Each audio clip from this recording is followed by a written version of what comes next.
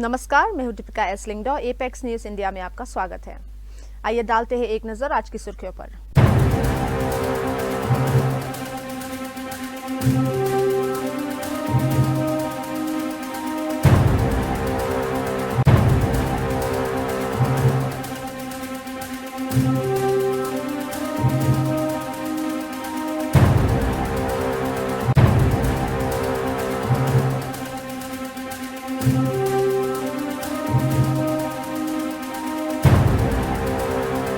और अब खबरें विस्तार से। मेघालय के चीफ मिनिस्टर कॉनराड के संगमा ने न्यू दिल्ली की doctor APJ Abdul Kalam road पर नए मेघालय हाउस एनेक्स का फाउंडेशन स्टोन रखा। इस मौके पर डिप्टी चीफ मिनिस्टर प्रेस्टोन तिनसंग और GAD मिनिस्टर सोस्थेनस सोतुन भी मौजूद रहे। ये प्रोजेक्ट 2 चरणों में बनाया जाएगा।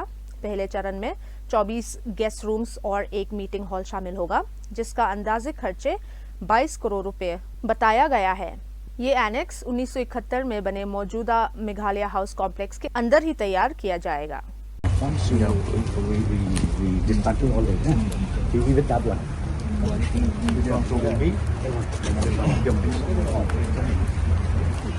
Two blocks.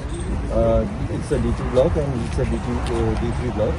And the most thing is it is interconnected through the skywalks. Previously, take it up.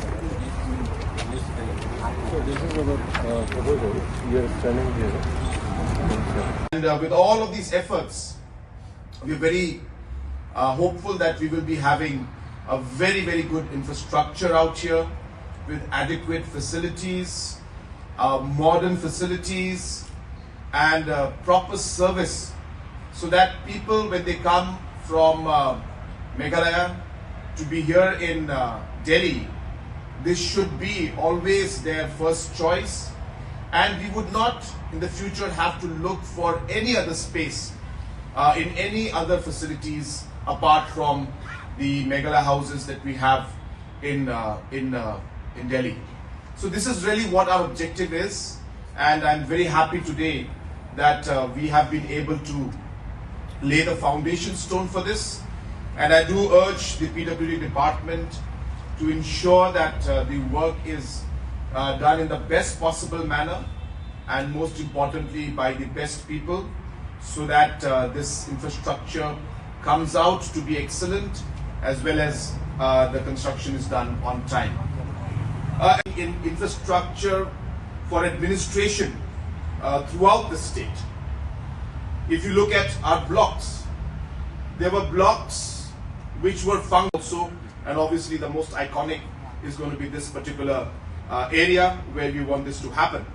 But having said that, I do take this opportunity, because all the Meghalaya House staff people are here, that at the end of the day, infrastructure is only infrastructure. What makes this a Meghalaya House and what makes this a public space is ultimately the kind of service that we give to the people out here. So I cannot but reiterate and mention to all of you that whenever anybody who comes from our state, it is very important for each and every one of you to ensure that they feel at home. And that the new building cannot do.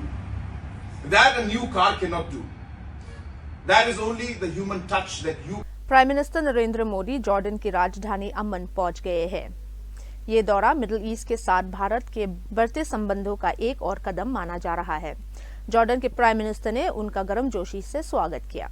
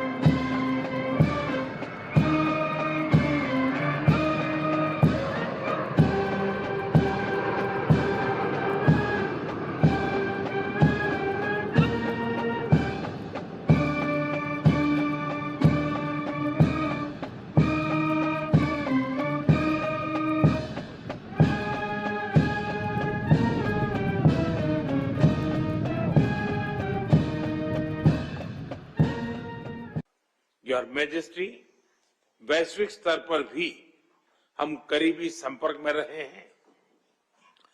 Gaza पर शुरुआत से ही आपकी बहुत सक्रिय और सकारात्मक भूमिका रही है।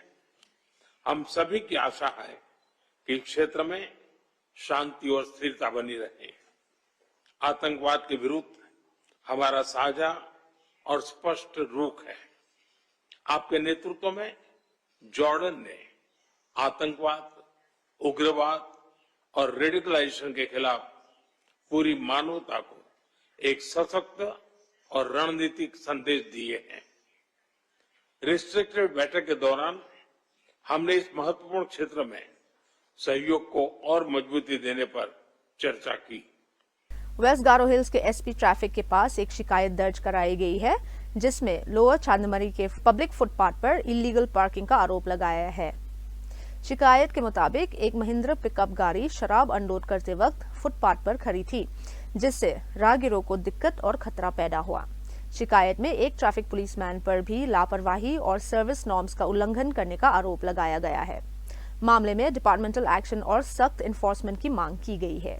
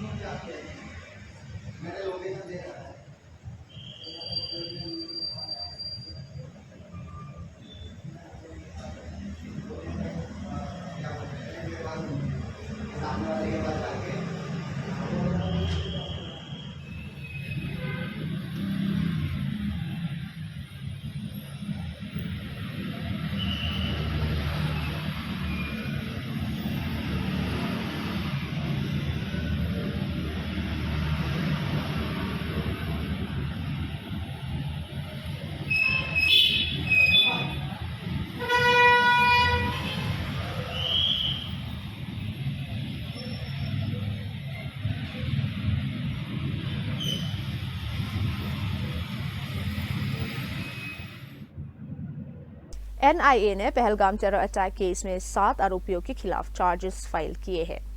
इनमें पाकिस्तान बेस्ड हैंडलर, 3 मारे गए विदेशी आतंकवादी, 2 लोकल एड्स और लश्कर-ए-तैयबा शामिल है। 22 अप्रैल को हुई इस हमले में 26 सिविलियंस की जान गई थी।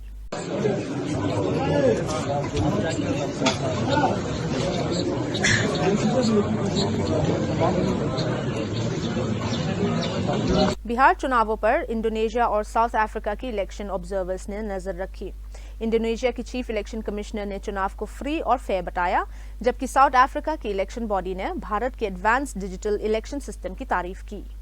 From South Africa, the Commissioner of Indonesia's General Election Commission, Mr. Idham Holik, what did he say? My experience in Bihar has been very inspiring. Everyone could see that the elections were free and fair. India truly is the land of democracy.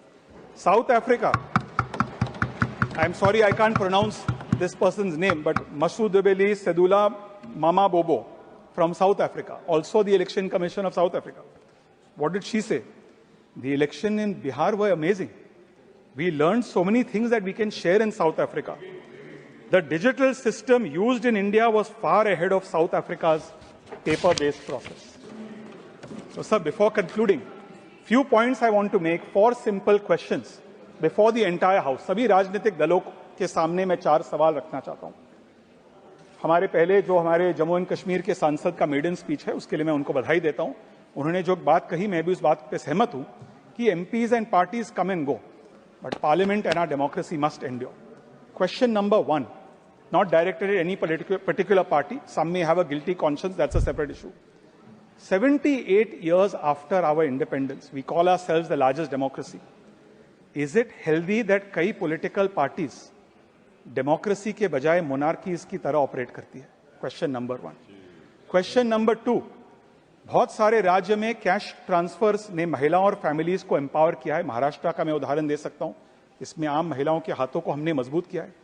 But can we try to link such support to entrepreneurial activity? There is a saying, if you give a man a fish, you eat for a day.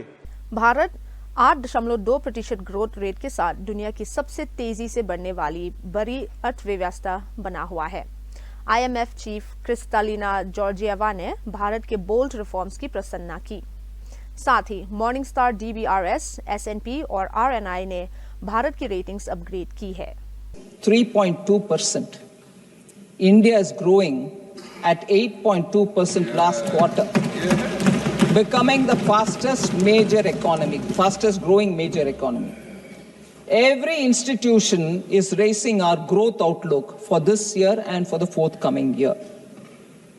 IMF chief Kristalina Georgieva on 14th October 2025 said, I'm very big on India because of the boldness of their reforms. India has proven the naysayers wrong, unquote.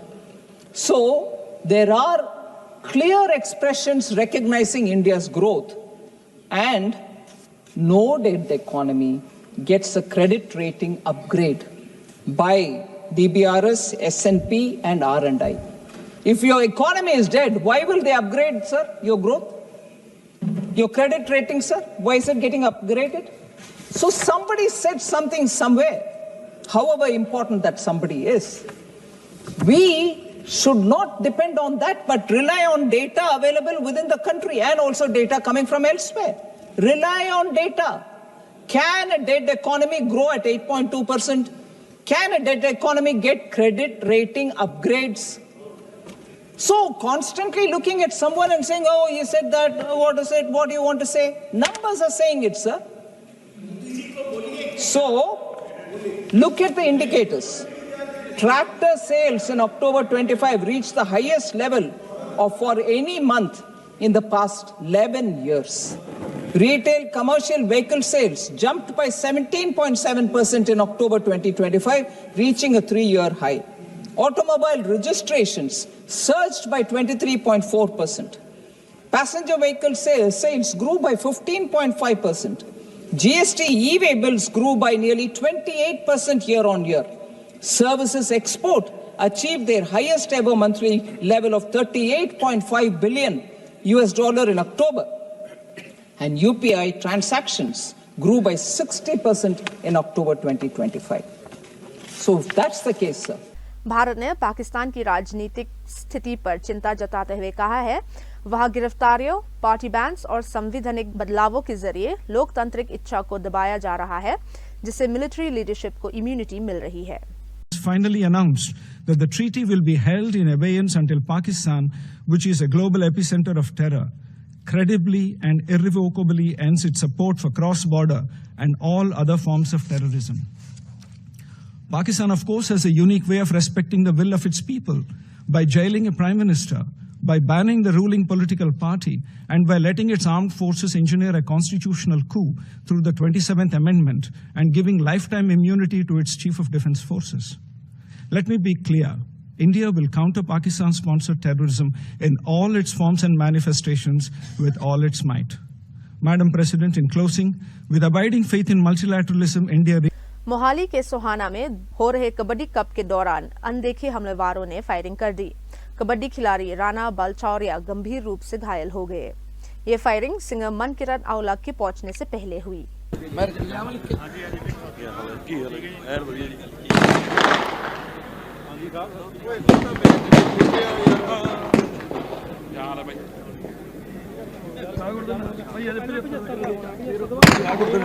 जेतू खेडूगी वही होने ना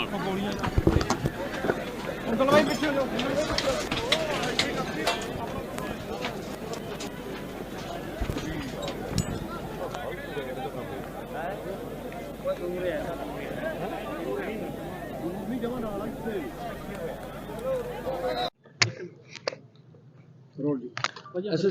tournament चल रहा सी firing हुई है ਵਿੱਚ ਕੀ ਜਾਣਕਾਰੀ ਹੈ ਹਾਲੇ ਤੱਕ ਦੀ ਜਿਹੜੀ ਜਾਣਕਾਰੀ ਹੈਗੀ ਜੀ ਜਿਹੜਾ ਕਬੱਡੀ ਟੂਰਨਾਮੈਂਟ ਸੁਹਾਣਾ ਵਿਖੇ ਚੱਲ ਰਿਹਾ ਸੀਗਾ ਉਹਦੇ 'ਚ ਇੱਕ ਰਾਣਾ ਬਲਾਚੌਰੀਆ ਨਵਾਂ ਸ਼ਹਿਰ ਦਾ ਰਹਿਣ ਵਾਲਾ ਪਲੇਅਰ ਸੀਗਾ ਕੋਈ ਕਬੱਡੀ ਦਾ ਉਹਦੇ ਉੱਪਰ 2 ਜਾਂ 3 ਬੰਦਿਆਂ ਨੇ ਤਕਰੀਬਨ ਫਾਇਰਿੰਗ ਕੀਤੀ ਹੈਗੀ ਹੈ ਉਹਨੂੰ 2 ਜਾਂ ਇੱਥੇ ਸਾਨੂੰ ਜਿੰਨਾ ਕੁ ਮਿਲਿਆ 4 ਦੇ ਕਰੀਬ ਖਾਲੀ ਖੋਲ ਮਿਲੇ ਨੇ ਤੇ ਹੋ ਸਕਦਾ 4 ਤੋਂ 5 ਦੇ ਕਰੀਬ ਸਾਨੂੰ ਲੱਗਦਾ ਵੀ ਫਾਇਰਿੰਗ ਜਿਹੜੀ ਹੋਈ ਹੈ ਇੱਥੇ ਤੇ ਉਹਦੇ 'ਚੋਂ ਜਿਹੜਾ ਮੁੰਡਾ ਹੈਗਾ ਰਾਣਾ ਇਹ ਇੰਜਰਡ ਹੋਇਆ ਜੀ ਹਾਲੇ ਤੱਕ ਇਹ ਕਹਾਣੀ ਠੀਕ ਆ ਵੈਸੇ ਇਹ ਉਹਨੂੰ ਹਸਪੀਟਲ ਐਡਮਿਟਡ ਹੈ, ਫੋਰਟਿਸ ਹਸਪੀਟਲ ਲੈ ਕੇ ਜਾਇਆ ਗਿਆ ਤੇ ਉੱਥੋਂ ਜਿਹੜੀ ਕੰਡੀਸ਼ਨ ਉਹਨਾਂ ਦੀ ਚੈੱਕ ਕਰਦੇ ਆ ਵੀ ਕੀ ਕੰਡੀਸ਼ਨ ਹੈਗੀ ਹੈ, ਕ੍ਰਿਟੀਕਲ ਹੈ ਕਿਵੇਂ ਹੈ, ਉਹ ਤੁਹਾਨੂੰ ਰੈਗੂਲਰ ਅਪਡੇਟ ਦੇ ਦਾਂਗੇ। ਦੋ ਤੋਂ ਤਿੰਨ ਲੱਗ ਰਹੇ ਆ ਜੀ, 2 ਸੀ ਜਾਂ 3 ਸੀਗੇ ਕਲੈਰਿਟੀ। ਕੁਝ ਸਰ ਜਾਣਕਾਰੀ ਮਿਲੀ ਕਿ ਇੱਥੇ ਪਹਿਲਾਂ ਤੋਂ ਸੀਗੇ ਰੈਕੀ ਕਰ ਰਹੇ ਸੀ? ਪਹਿਲਾਂ ਤੋਂ ਨੈਚੁਰਲੀ ਜਿੰਨਾ ਕੁ ਜਿਹੜੇ ਹਲੇ ਮੌਕੇ ਤੇ ਲੋਕ ਮੌਜੂਦ ਸੀ ਉਹਨਾਂ ਨਾਲ ਜਿਹੜੀ ਗੱਲ ਹੋਈ ਹੈ ਉਹ ਇਹੀ ਲੱਗ ਰਿਹਾ ਵੀ ਉਹਦੇ ਨਾਲ ਉਹਨਾਂ ਨੇ ਕੋਈ ਫੋਟੋ ਖਿਚਾਉਣ ਲਈ ਜਾਂ ਕੁਝ ਕਰਨ ਲਈ ਉਹਨੂੰ ਰੋਕਿਆ ਜਾਂ ਗੱਲਬਾਤ ਕੀਤੀ ਤੇ ਫਿਰ ਜਦੋਂ ਰੁਕਿਆ ਤਾਂ ਇੱਕਦਮ ਉੱਤੇ ਫਾਇਰਿੰਗ ਕਰਤੀ। ਉਹ ਹੁਣ ਹੌਲੀ ਹੌਲੀ ਹੋਰ ਕਲੈਰਿਟੀ ਹੋ ਜੂਗੀ ਜੀ। ਇੱਕ ਵਾਰੀ ਮੌਕੇ ਦੇ ਉੱਪਰ ਜਿਹੜੇ ਗਵਾਹ ਵਗੈਰਾ ਹੈਗੇ ਉਹਦੇ ਬਿਆਨ ਦਰਜ ਕਰਾਂਗੇ। ਰੋਡ ਦੇ ਉੱਤੇ ਵੀ ਕਾਫੀ ਜ਼ਿਆਦਾ ਜਿਹੜੇ ਖੋਲ ਪਏ ਸੀ ਕਿ ਜਾਂਦੇ ਵੀ ਫਾਇਰਿੰਗ ਕਰਕੇ ਨੇ? ਨਹੀਂ, ਉਹ ਜਾਂਦੇ ਜਦੋਂ ਲੋਕ ਉਹਨਾਂ ਵੱਲ ਨੂੰ ਵਧੇ ਸ਼ਾਇਦ 2 ਤੋਂ 3 ਉਹਨਾਂ ਨੇ ਹਵਾਈ ਫਾਇਰ ਕੀਤੇ ਹੈਗੇ ਆ, ਜੋ ਹਲੇ ਕਲੈਰਿਟੀ ਹੋਰ ਕੋਈ ਇੰਜਰੀ ਕਿਸੇ ਨੂੰ ਨਹੀਂ ਹੈਗੀ ਵੀ ਜੇ ਕਿਸੇ ਮਾਰੇ ਹੋਣ ਤਾਂ ਕਈ ਵਾਰੀ ਲੋਕ ਜਦੋਂ ਪਏ ਉਹਨਾਂ ਨੂੰ ਡਰਾਉਣ ਲਈ ਹਵਾਈ ਫਾਇਰ ਕੀਤੇ ਹੋਣੇ। सेंट्रल कैलिफोर्निया से ब्रेकिंग न्यूज, जहां घनी रेडिएशन फॉग छाई हुई है। हॉस्पिटल्स में इमरजेंसी केसेस बढ़ने की खबर है, जबकि हेल्थ एक्सपर्ट्स ने सांस से जुड़ी समस्याओं की चेतावनी दी है। 13 million people stranded. The phenomenon called radiation fog is unrelated to nuclear radiation, but it creates an equally dangerous situation. A thick layer of fog forms when the ground cools rapidly after sunset, compressing the air close to the ground like putting a lid on a pot of steaming water. The result: all the car exhaust, agricultural dust, industrial emissions, and PM2. 5 particles are trapped right where people breathe. Health experts warn that this can cause a sudden increase in asthma symptoms, coughing, chest pain, and even heart problems. From Sacramento to Fresno, Bakersfield, Oakland, millions of people are living in a fog compressed between 2 layers of air, cold below and warm above. And while this air cap remains open, pollution can build up exponentially. Local hospitals have been reporting a surge in new emergency cases, and the weather agency has been... Guwahati international airport की नई terminal building का inauguration 20 दिसंबर को किया।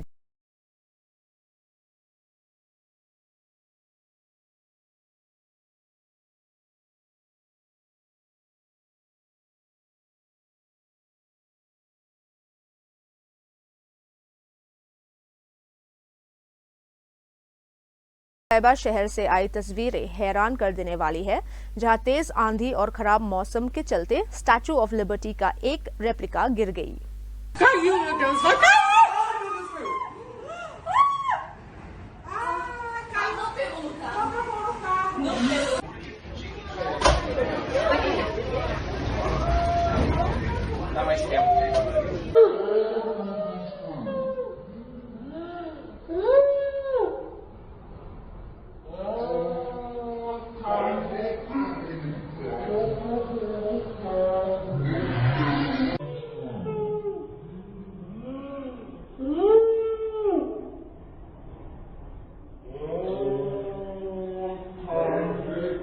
जम्मू से breaking news, जहां 19 साल के एक स्टूडेंट के बारे में खुलासा हुआ है कि उसे सुसाइड बॉम्बिंग के लिए तैयार किया जा रहा था।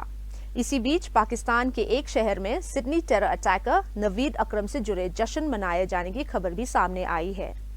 आई है उसके मुताबिक अब डॉक्टरी की पढ़ाई करने वाले छात्रों को भी सुसाइड बॉम्बर बनाने की ट्रेनिंग सीमा पार से दी जा रही है।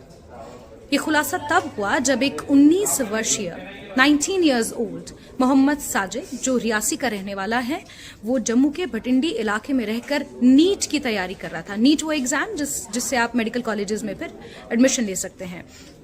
नीट की वो तैयारी कर रहा था और कुछ इंटेल्स के आधार पर पुलिस उस तक पहुंची, उसे धर दबोचा गया, उसे पकड़ा गया और उसके बाद जो खुलासा हुआ है वो सोचकर कहीं ना कहीं ये हैरान कर देने वाली बात सामने आई है कि घाटी के अंदर जम्मू में अभी भी रेडिकलाइजेशन का धंधा कहीं ना कहीं जारी है, यानी कि अंदर खाने कहीं ना कहीं युवाओं का ब्रेन वॉश करने का जो काम है वो घाटी में और जम्मू में लगातार जारी है। 19 years old मोहम्मद साजिद जो नीट की तैयारी कर रहा था, उसे सुसाइड बॉम्बर बनाने की ट्रेनिंग दी जा रही थी। सीमा पार बैठे आतंकी हैंडलर्स उसके साथ संपर्क में थे।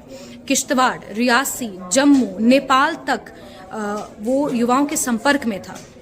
अब ऐसे में सवाल ये खड़ा होता है कि ऐसे ना जाने कितने युवा हैं जिन तक ये पाकिस्तानी आतंकी हैंडलर्स पहुंच चुके हैं, संपर्क कर रहे हैं और इन्हें विस्फोटक जुटाने की, विस्फोटक के जरिए बॉम्ब बनाने की, विस्फोट बनाने की ट्रेनिंग दी जा रही है। इन्हें इस तरह रेडिकलाइज किया जा रहा है जिहाद के नाम पर, इस्लाम के नाम पर, कि ये सुसाइड बॉम्बर बने। अभी तक जिस यूनियन मिनिस्टर पीयूष गोयल ने कहा है कि भारत का नेशनल पावर ग्रिड देश को डेटा सेंटर्स के लिए पसंदीदा डेस्टिनेशन बनाता है। उन्होंने ये भी कहा कि कोल प्रोडक्शन बढ़ने से इंपोर्ट्स कम हुए हैं और बिजली की पर्याप्त सप्लाई सुनिश्चित हुई है। Gigawatt grid, one of the largest in the world, and a single integrated grid which can take care of the redundancy requirement, the surge of power which data centers cause, can best be handled by a country like India because of our massive grid. Even Europe doesn't have a national grid. Even the US doesn't have a national grid. But India has a national grid. So we are a preferred destination for data centers. And as we are planning the growth in the years to come, there will be sufficient power available to make sure we can meet the needs of our people, our farmers, our industry, and our commercial establishments, including data centers and GCCs. One small correction I'd like to do. The distribution companies' debt I had not said. Generating companies' legacy dues, which were 1.4 lakh crores about 4 years ago, have reduced to 6,500 crores. That is the drastic reduction in the generating companies' dues. And as far as thermal power, since you raised that issue, the projected thermal power requirement in 2035 is expected to grow to 307 gigawatt. In the current year, the last year, FY25, 7.2 gigawatt was commissioned. And contracts awarded last year were of 26.3 gigawatt. Current year so far 13. राष्ट्रपति द्रौपदी मुर्मू ने waste Bengal assembly से पास किए गए amendment bills को खारिज कर दिया है। इन बिल्स के जरिए राज्यपाल की जगह चीफ मिनिस्टर को स्टेट यूनिवर्सिटीज का चांसलर बनाने का प्रस्ताव था।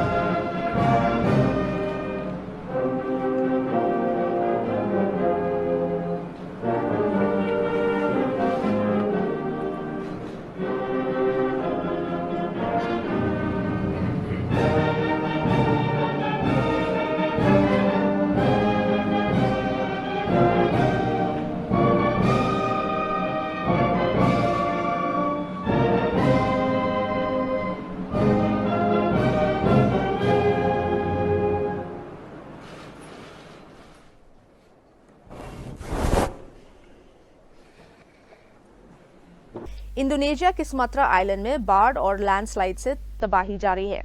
हजारों परिवारों को अपने घर छोड़ने पर मजबूर होना पड़ा है।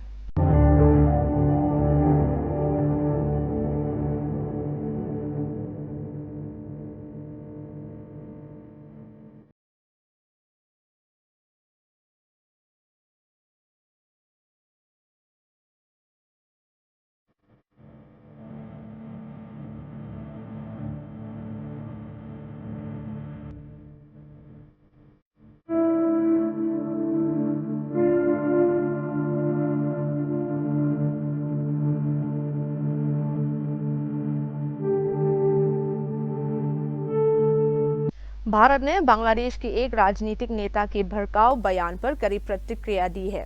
इस बयान में भारत की संप्रभुता और नॉर्थ ईस्ट पर आपत्तिजनक टिप्पणी की गई थी।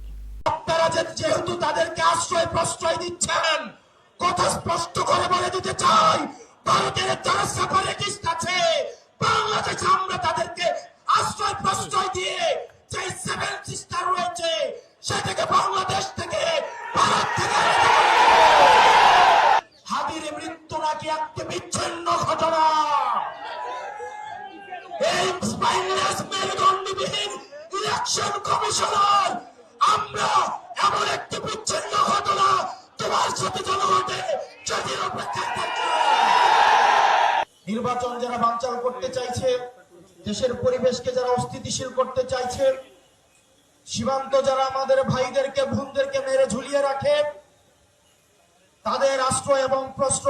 विजय दिवस के मौके पर इंडियन आर्मी के स्वॉर्म ड्रोन्स का प्रदर्शन किया गया।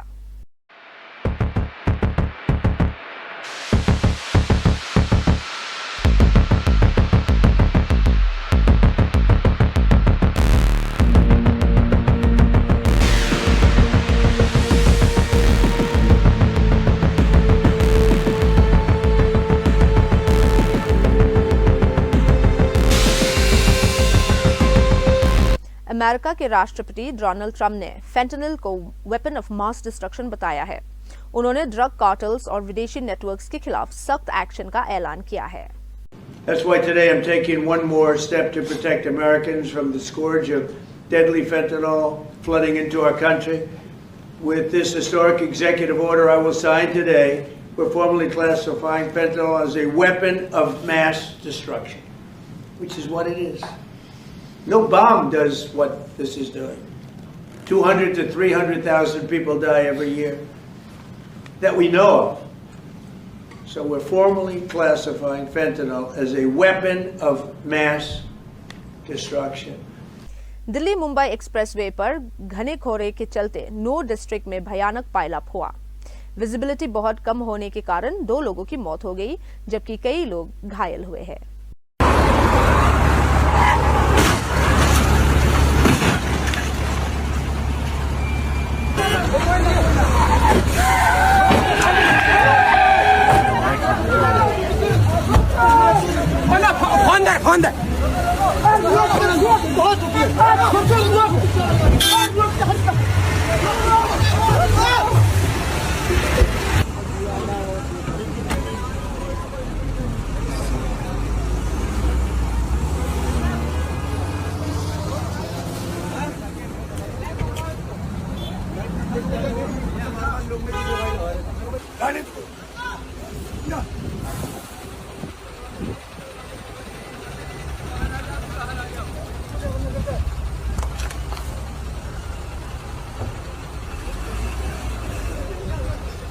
अयोध्या में एक वर्ल्ड क्लास कैंसर हॉस्पिटल बनाया जाएगा। नमो कैंसर फाउंडेशन और राम मंदिर ट्रस्ट के बीच पार्टनरशिप हुई है। ये हॉस्पिटल 6 से 8 एकड़ जमीन पर बनेगा, जो मुफ्त उपलब्ध कराई गई है और इसे 24 महीने में पूरा किया जाना है। अंतिम नहीं समझे, एक नमो कैंसर फाउंडेशन है जो प्रारंभ में रतन टाटा जी ने उस ओर एक तरीके से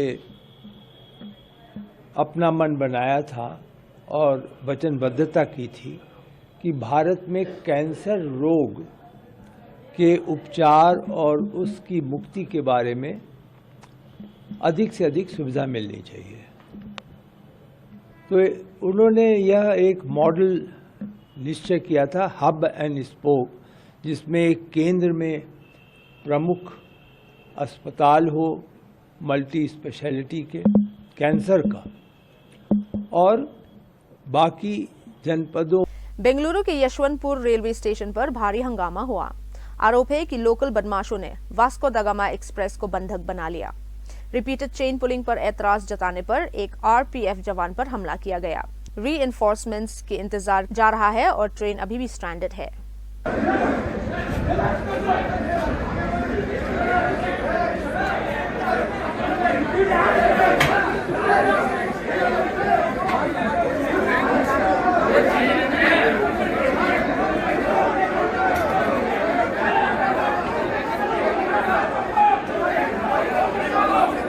अब वक्त हो चुका है आपसे विदा लेने का। कल फिर मिलेंगे कुछ और खबरों के साथ। तब तक के लिए हमें इजाजत दीजिए। नमस्कार।